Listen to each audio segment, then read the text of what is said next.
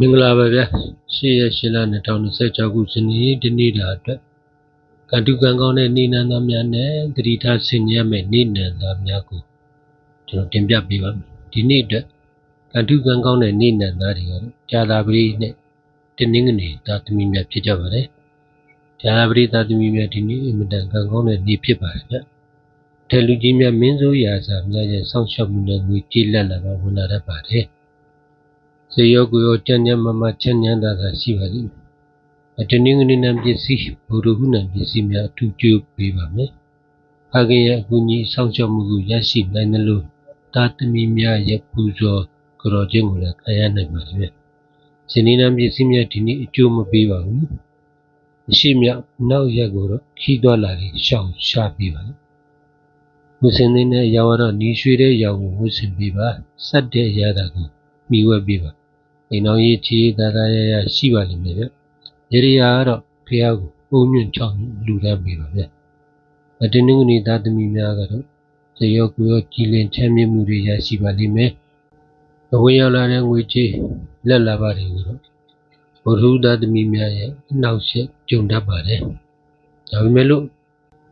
အောင်မြင်မြင်နဲ့ပဲဖြည့်ရှင်းကြော်လာရင်လက်လာပါနဲ့ဆက်လက်ဝေးရောက်လာပါလိမ့်မယ်။မောင်တင်မိတ်ဆွေများရဲ့ချစ်ခင်လေးစားမှုကိုလည်းခံရနိုင်ပါတယ်ဗျ။အလုပ်ကိစ္စအတွက်တော်ရမှာပဲဖြစ်ဖြစ်၊နေ့စဉ်လုံးလုံးကိုတော်ရမှာပဲဖြစ်ဖြစ်တော်ရရနံခီးမာတွေကိုပဲအလုပ်ကိုင်းများအောင်မြင်လို့လက်လာပါများလည်းဝင်ရောက်လာနိုင်ပါတယ်ဗျ။ဇာတာပတိနာကိုမျက်စိများကျုပ်ပြီးပါလိမ့်မယ်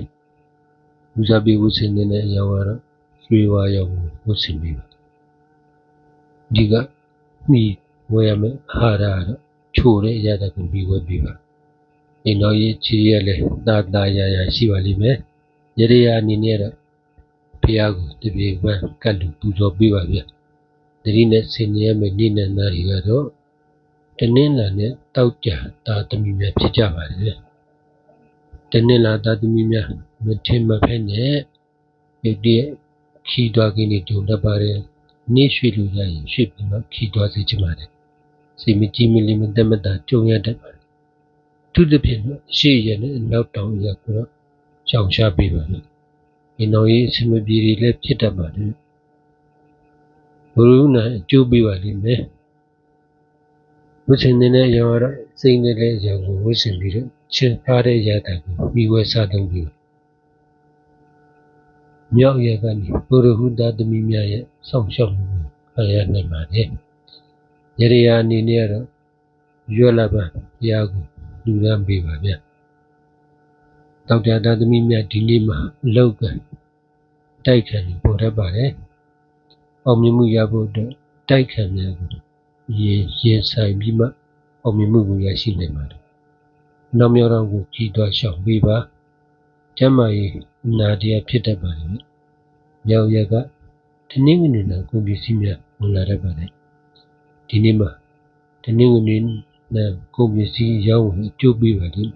။ဝတ်တင်တဲ့ရောင်းကတော့ဒီရွှေရောင်းကိုဝတ်ဆင်ပြီးတော့ဆက်တဲ့ရတဲ့မိဝဲစားတော့ပေးပါပဲ။ဒီနောက်ရေးချီတာရနဲ့ရှိပါလိမ့်မယ်။ရရကတော့ဘုရားကိုပုံညွန့်ချောင်းညွန့်ဒူတန်းပေးပါပဲ။နေတာသမီးပေါင်းလို့အန္တရာယ်ကင်းပြီးတော့စီးပွားဥစ္စာများတိုးပွားကြပါသည်ကျွန်တော်ချမိတ်ဆွေများအားလုံးဆန္ဒရှိသမျှစွမ်းဆောင်အောင်မြင်ကြပါစေခင်ဗျာ